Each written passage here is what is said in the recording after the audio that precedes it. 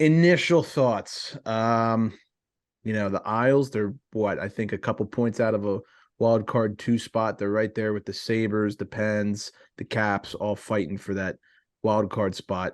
Nick, what are your initial thoughts with Horvat going to the island? Uh, Initial thought, I was like, you gotta be kidding me. My gut reaction here is that in five, maybe not even 5 years, maybe 2 years, Vancouver will win this trade.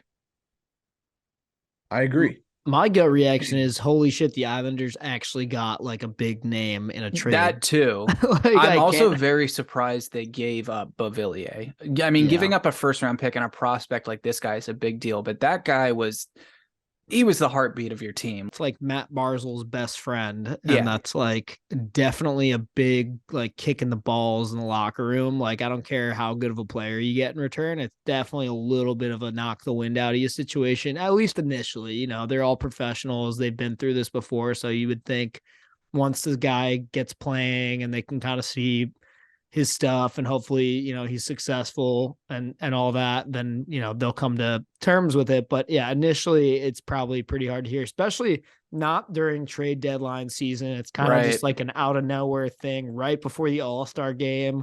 You don't always see trades like that happen, big ones anyway, right before that. So yeah, it's interesting. I also saw a lot of Isles fans on Twitter saying, like, as much as they love Anthony Beauvillier, they think that he had kind of like Yep. plateaued a little bit Okay. Yep. and that it was time. Like, I saw a Time. lot of people being like, love the guy to death, and hopefully a fresh start for him somewhere else will like allow him to shine more or Like something like maybe you're that. kind of like maximizing his value by this point now. Yep, that's what they were saying.